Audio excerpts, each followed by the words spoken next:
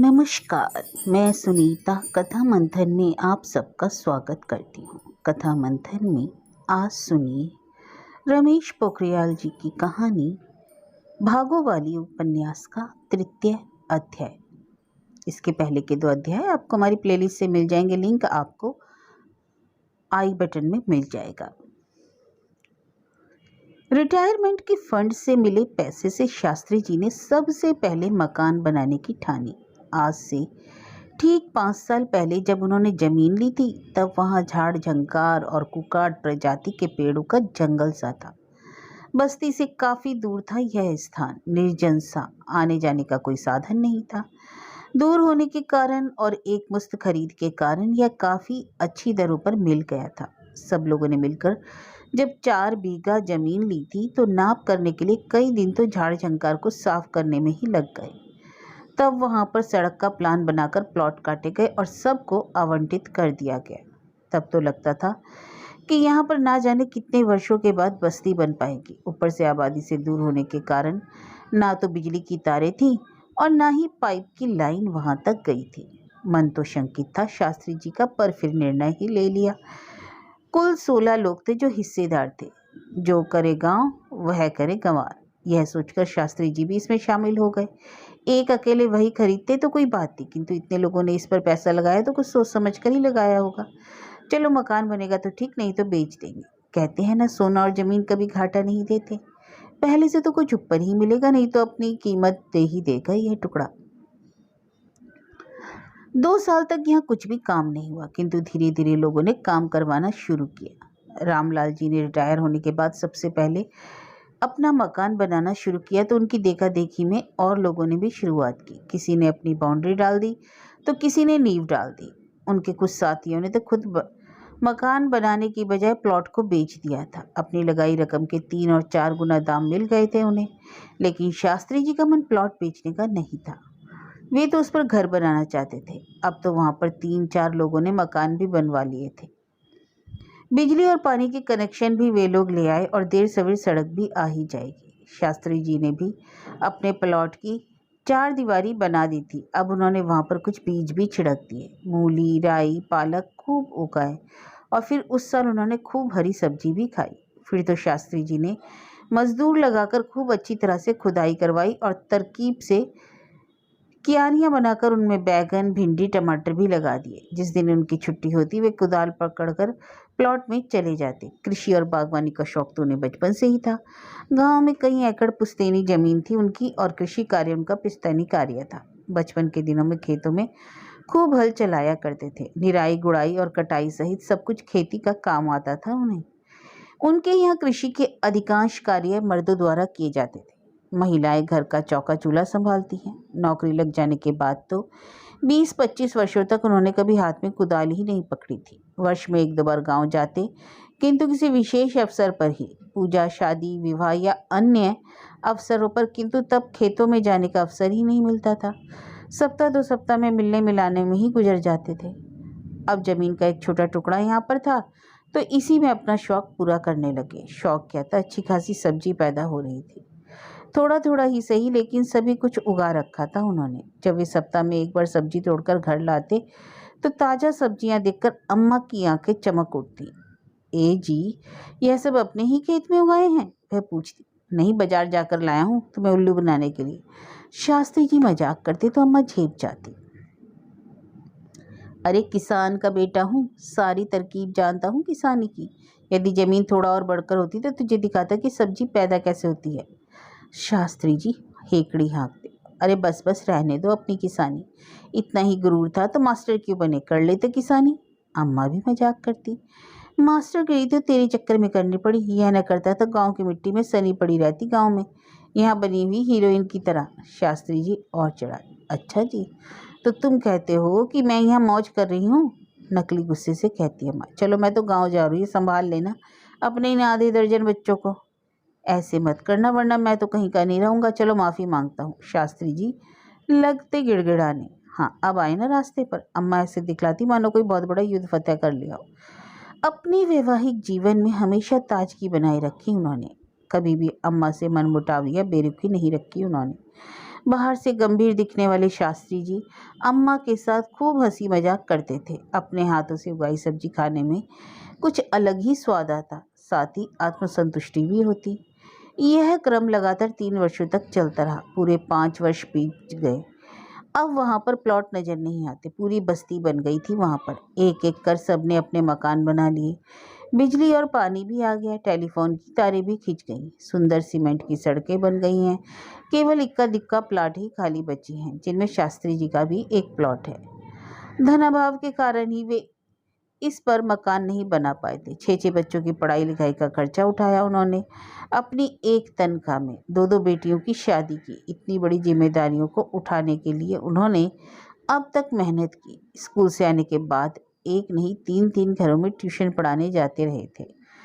अम्मा ने भी कम मेहनत नहीं की। घर का सारा बजट, राशन, तेल, कपड़े, किराया आदि सब पूरा करना उनके जिम्मे था। शास्त्री जी तो सिर्फ सब्जी का बजट अपने पास निकाल कर सारा पैसा रख देते थे उसके हाथ में, और फिर उनका अपना झंझट खत्म। उन्हें तो यह तक मालूम नहीं था कि आटा, चावल और तेल कितने रुपए किलो है। राशन लाने के लिए अम्मा खुद बाजार जाती।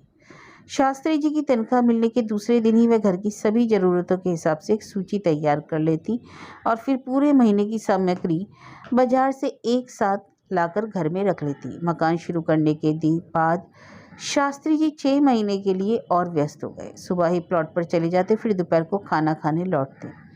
2 घंटे आराम करके फिर चले जाते। मकान का ढांचा 6 महीने के अंदर अंदर खड़ा कर दिया था उन्होंने। अपनी सारी बचत लगा दी थी उसमें। अब दोनों बेटे भी कमाने लायक हो गए थे। मन का संतोष हो गया था कि अब उन्हें कम से कम पैसे की तंगी का सामना तो नहीं करना पड़ेगा। घर बनाने के पहले ही दोनों बड़े बेटों की शादी भी कर दी थी उन्होंने, सो अब थोड़ा बहुत खर्च दोनों बड़े बेटे भी भेज दिया करते थे। सारा कुछ करने के बाद अभी 2 महीना पूर्व ही गृह प्रवेश किया था उन्होंने इस घर में। अब बड़े प्रसन्नचित रहने लगे थे। दिनचर्या भी कुछ व्यवस्थित हो गई थी उनकी। उनका अधिकांश समय अब घर सजाने संवारने में ही व्यतीत होता। कहते हैं कि मकान का काम अभी भी पूरा नहीं होता, कभी कुछ तो कभी कुछ चलता ही रहता है। ऐसे ही शास्त्री जी भी व्यस्त रहते थे, लेकिन ईश्वर को तो कुछ और ही मंजूर था शायद।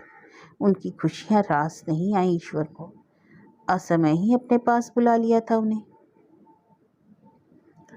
रात किसी तरह कट गई। सुबह 5 बजे बड़ी बहू ने सबके लिए चाय बनाई। खामोशी के साथ ही सबने चाय पी और एक एक कर दैनिक क्रिया से निर्वत होने चले गए।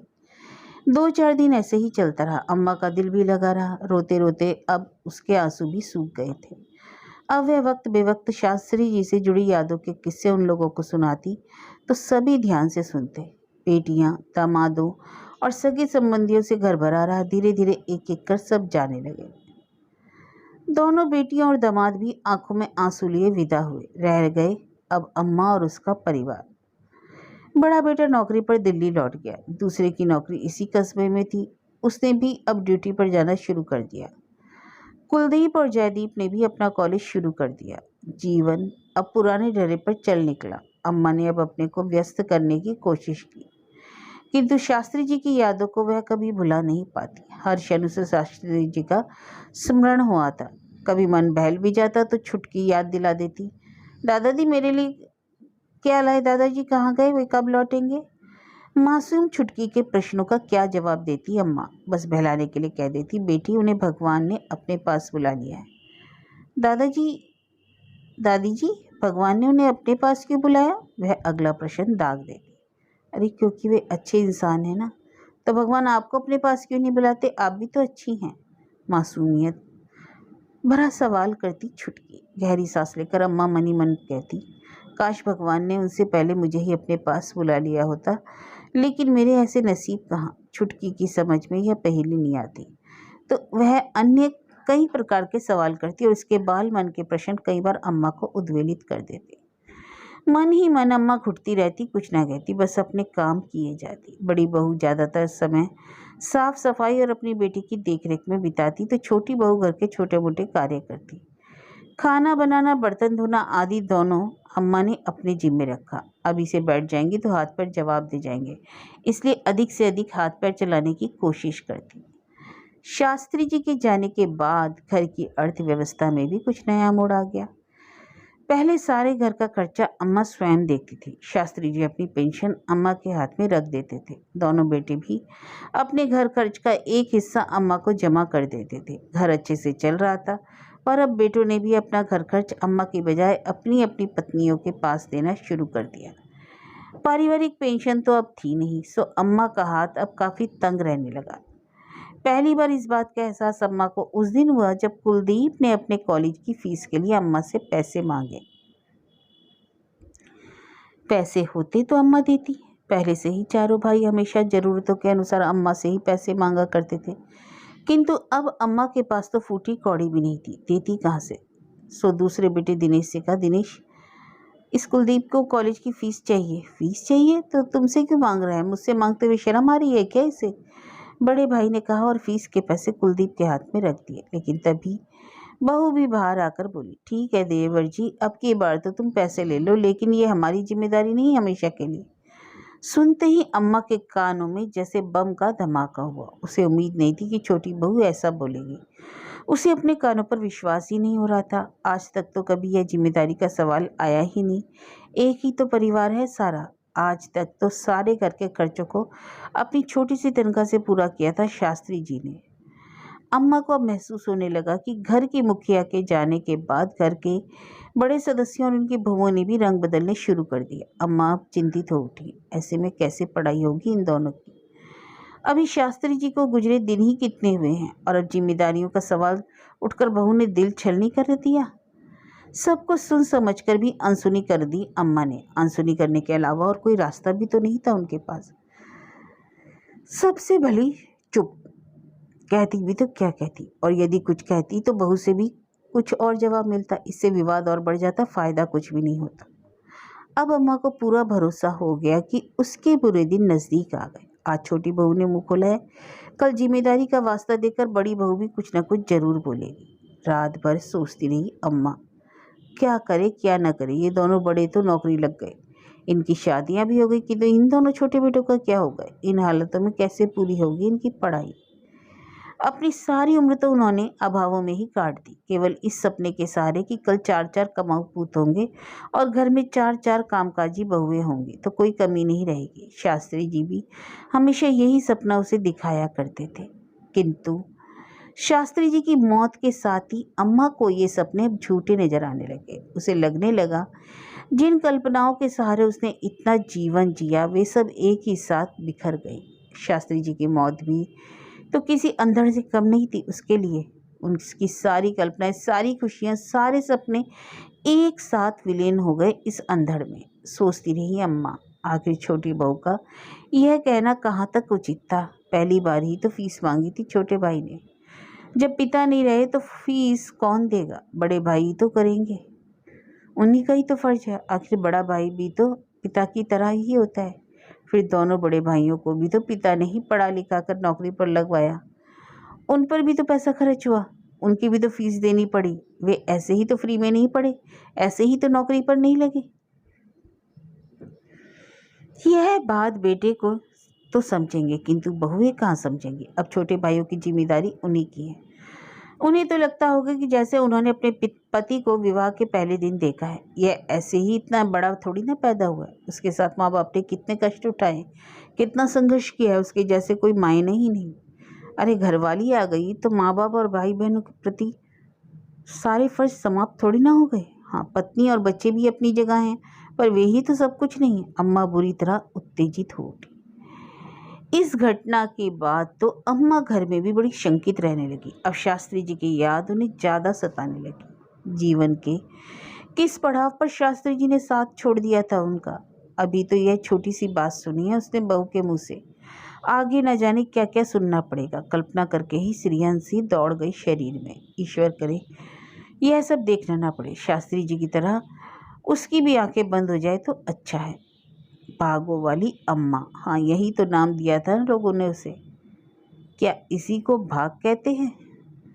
आज अम्मा को शास्त्री जी के बाद के शब्द बहुत याद आ रहे थे जो उन्होंने रिटायरमेंट की रात को सोने से पहले कहा था।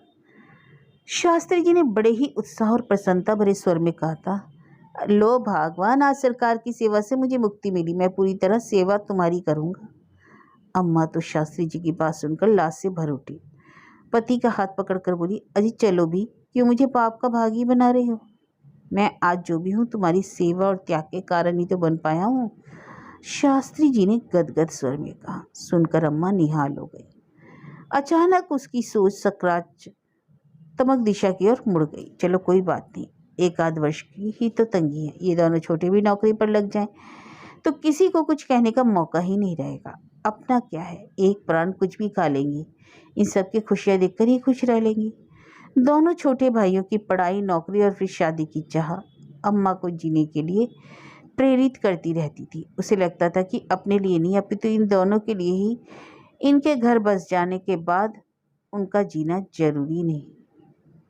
बस यही सोच अम्मा के भीतर फिर से ताकत भर देता और उसके मन में जीने की इच्छा फिर जागृत होने लगती।